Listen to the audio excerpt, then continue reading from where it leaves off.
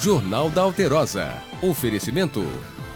Prefeitura de Belo Horizonte. Acesse pbh.gov.br e conheça nossos serviços. Boa noite. Depois do incêndio que destruiu quase todo o acervo do Museu Nacional no Rio, o mais antigo do país, o governo de Minas e o Ministério Público determinaram uma fiscalização nas instalações mineiras.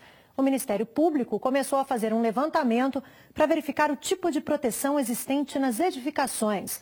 Já o governo anunciou que o Corpo de Bombeiros vai comandar uma operação de pente fino para fiscalizar e orientar sobre a prevenção a incêndios.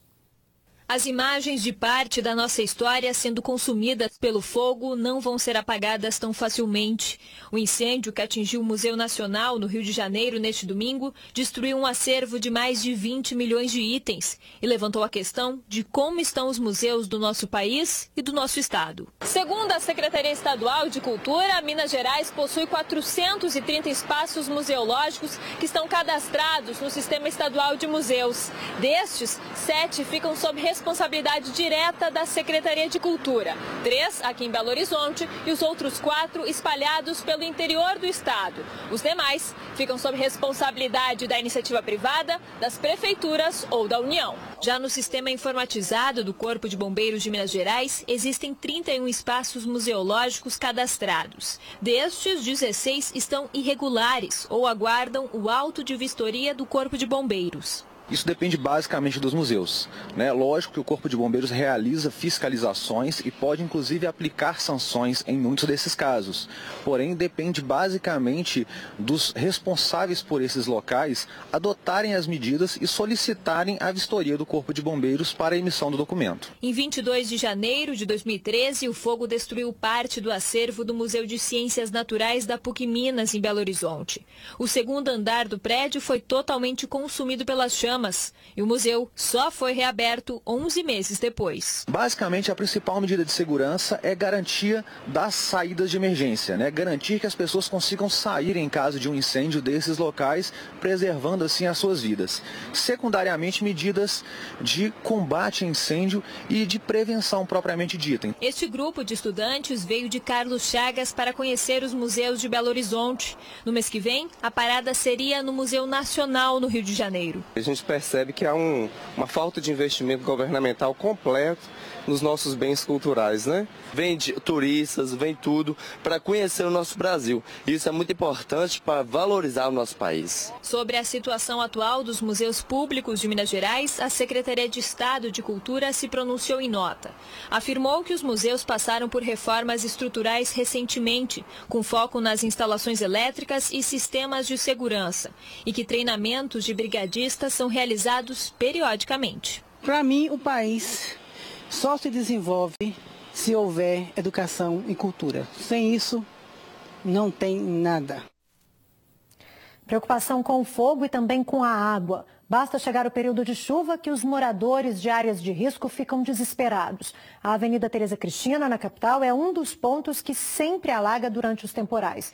A nossa equipe voltou ao local onde um salão de beleza desmoronou com a água. Nem os entulhos do salão foram retirados do local. Os barrancos estão cobertos apenas por lonas. Tem muito material por aqui. As casas ao redor também continuam na mesma situação. Nesta casa, que fica bem ao lado do salão, foi feita uma contenção com pneus na tentativa de evitar novos deslizamentos. A dona do comércio diz que até hoje nenhuma ação foi feita no sentido de evitar novas tragédias. Eles falam que não pode ajudar porque aqui não pertence nem vilas nem favelas. Eles só podem ajudar vilas e favelas. Aqui, não, como não é, eles não podem fazer nada. Antes de cair a casa, eles falaram que não tinha risco nenhum, que não ia desabar. Agora o caso, né, antes, no começo estava em Contagem, o caso foi passado para a Prefeitura de Belo Horizonte. Agora está com Belo Horizonte o caso. Estava com esperança que eles fossem ajudar, né? Fazer o muro de arrimo para a gente continuar na casa. Porque todo ano vai ser assim, né? A gente vai mudar, vai voltar, vai mudar, vai voltar, continuar no risco. Até perder a casa toda, né? Até chegar a cair tudo. E caminhando aqui pela Avenida Tereza Cristina, num local muito próximo do salão que desabou, nós encontramos essa placa com a seguinte informação: jogar lixo e entulho em vias públicas causa inundação nos dias de chuva. E ao pés da placa, muito lixo e entulho. E eu tô notando aqui que as pessoas continuam jogando lixo na rua até agora, durante a nossa gravação, as pessoas nem ficam acanhadas, acabaram de jogar um saco de lixo aqui. Tem nenhuma ação, joga lixo dentro do rio também, aonde a casa da minha mãe hoje tem rato maior que galinha. A prefeitura nunca vem olhar esses ratos, são rato mesmo, grandão, bem criado, eles não estão intimidando mais não. Quando começa a chover, já fica todo mundo aqui fica preparado. Para sair de casa? Para sair de casa. Uma fábrica de armas clandestina foi descoberta durante um patrulhamento da Polícia Militar no bairro Goiânia, região nordeste de BH. A PM chegou à dupla depois de abordar um carro com queixa de roubo na região nordeste da capital. Efetivamos a abordagem do condutor do veículo, logrando no êxito em localizar essas duas armas. Uma é uma macaquinha, uma submetralhadora, a princípio de calibre indefinido, e uma calibre 12, que é essa preta, com munições de calibre 12. Segundo os militares, essas duas armas, a submetralhadora e a calibre 12, estavam dentro da mochila de um dos suspeitos. A munição e também esses outros apetrechos que seriam usados na fabricação de outros armamentos foram localizados na casa de um dos homens, onde, segundo a polícia, o material seria trabalhado numa área de churrasqueira. Os presos foram identificados como Jonathan da Silva Teixeira, de 19 anos, e Mauro Renato dos Santos, de 44. Mauro conversou com nossa equipe. Como é que eu vou fazer armazenador? Só com uma furadeira, uma escadeira, não tem jeito não. Mas e aquelas duas submetralhadoras lá? O rapaz deixou lá seu correndo. A dona do imóvel onde as armas foram localizadas é mãe de um dos suspeitos. Ela também foi levada para a delegacia para prestar esclarecimentos, mas não quis gravar entrevista. No momento da abordagem do condutor do veículo, este nos informou que essas armas já estavam vendidas e iam realizar o comércio dela nas proximidades do bairro Paulo VI. Montamos um aparato policial e deslocamos um local para ver se a gente conseguia apreender esse possível comprador dessas armas. Infelizmente, devido ao lapso temporal, não foi possível fazer a apreensão desse indivíduo. E no aglomerado da Serra, na região centro-sul da capital, a Polícia Militar apreendeu hoje um armamento usado por atiradores profissionais. Dentre os equipamentos estava um carregador que transforma uma pistola comum em metralhadora. Também conhecido como carregador caracol, olha só o que ele faz.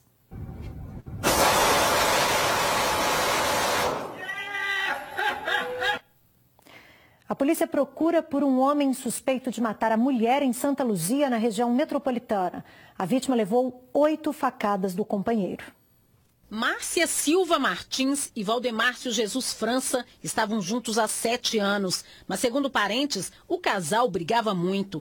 Um dos motivos seria o vício de Valdemárcio. O homem conhecido como Baiano seria usuário de drogas. Uns 7 anos que eles vivem juntos, mas só que ele é uma pessoa também que nunca gostou de trabalhar, sempre ficava em jogatina, baralho e porque sabia que ele mexia com droga também. A gente sabia de fato que ele batia nela. Tinha agressão, só que ela falava que ela tinha caído. Na madrugada dessa terça-feira, uma nova briga terminou em tragédia. A mulher de 29 anos foi assassinada com golpes de faca. O crime aconteceu no 2º andar desse imóvel. Segundo parentes, Márcia começou a ser agredida lá em cima. Ela conseguiu sair correndo para a rua pedindo socorro, mas acabou sendo morta naquela esquina. De acordo com informações da família, ela levou 8 facadas. Quem acordou foi a menina dela do meio. Encontrou a mãe dela aqui no chão, toda ensanguentada. Ela foi, pegou um lençol, cobriu a mãe dela. Aí nisso que minha prima veio e levou ela para o hospital. A vítima deixou uma menina de 12 e 2 meninos de 13 e 8 anos. O pai das crianças disse que vai ficar com os filhos. Cuidar dos filhos, né? Que eu não vou largar meus filhos, não tem como largar meus filhos. A esperança da família agora é que, pelo menos, Baiano seja localizado e preso. Eles afirmam que o homem de 40 anos tem passagem por outro homicídio cometido na Bahia. A gente falava para ela largar, falava várias coisas, mas ela não ouvia não. Quem estiver sofrendo isso, denuncia, gente, porque não é brincadeira. Um tapa leva isso tudo. Se ela tivesse denunciado antes, não chegava onde chegou. Não precisa ficar dando segunda chance, que a pessoa não muda. Essas pessoas, assim, não tem jeito, gente, denuncia. Pois é, a decisão de denunciar nunca deve ser adiada e sempre deve ser tratada com seriedade para evitar tragédias como essa. Um péssimo exemplo que gerou revolta no sul do estado foi de 2 estudantes que foram a uma festa em Inconfidentes, fantasiados de goleiro Bruno e Macarrão, condenados pelo assassinato da modelo Elisa Samúdio em 2010. Fantasia raiz é o que escreveu um dos alunos em um post do Instagram. Eles se vestiram de goleiro Bruno e Macarrão. Segurando um saco preto, indicaram Elisa Samúdio. O caso ganhou repercussão. O goleiro Bruno e Macarrão foram condenados em 2013 pela morte de Elisa Samúdio. Segundo informações, os 2 alunos de Inconfidentes participaram de uma festa na cidade e foram fantasiados assim. Eles tiraram várias fotos do local. O evento aconteceu no fim do mês de agosto. Em nota, o Instituto Federal do Sul de Minas, no campus Inconfidentes, esclareceu que repudia qualquer ato que incite à violência de gênero, feminicídio ou qualquer outro tipo de crime e que considera a apologia dos atos inadmissível e que isso não pode ser tratado como brincadeira. Informou também que qualquer membro da instituição, servidor ou aluno, deve responder pelos atos e também suas consequências. Mulheres se manifestaram nas redes sociais. Em um dos posts, uma delas escreveu que isso foi apologia ao feminicídio. O perfil do estudante que postou as imagens foi apagado.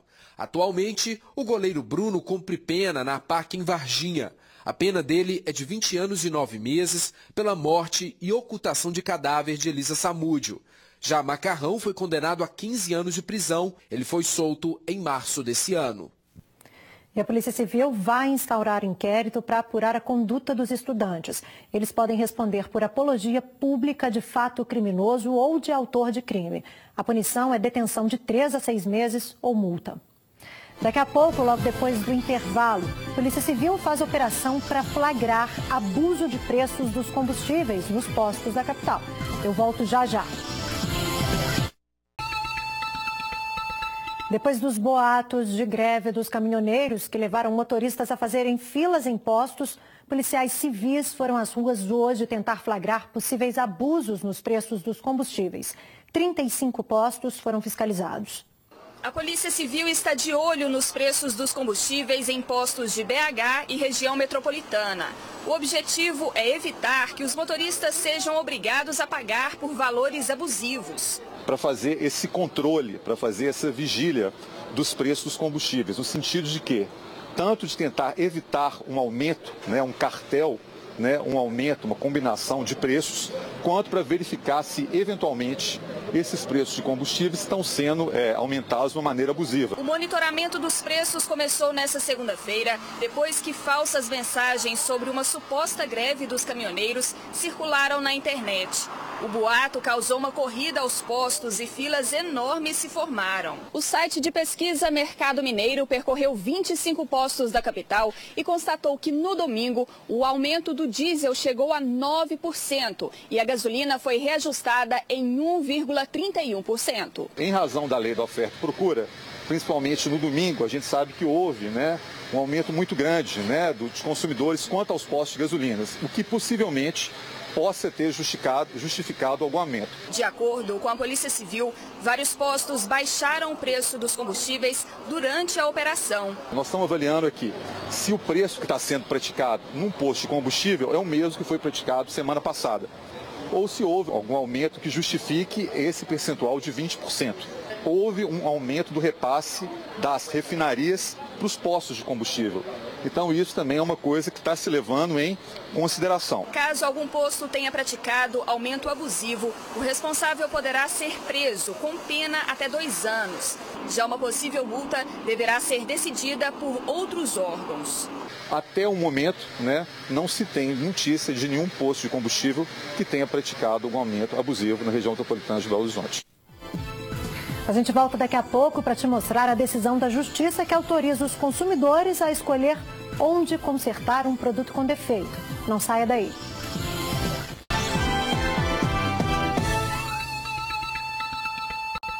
Uma decisão do Superior Tribunal de Justiça determinou que o consumidor vai poder escolher o que fazer ou onde levar o produto que apresente defeito.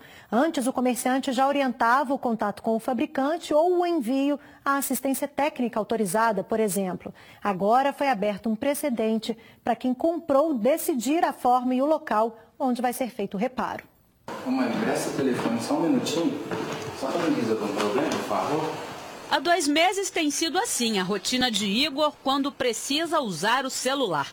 Isso porque o dele, comprado em abril, está consertando de novo, após passar pela assistência técnica indicada pelo fabricante e que piorou a situação. Eu fiquei com medo de dar algum problema, porque eles falam que se não levar lá na primeira vez, eu ia perder a garantia, e por isso que eu levei lá a primeira vez. E eu acho que se eu levasse no meu primo, eu acho que seria uma coisa de confiança, né? Porque eu conheço.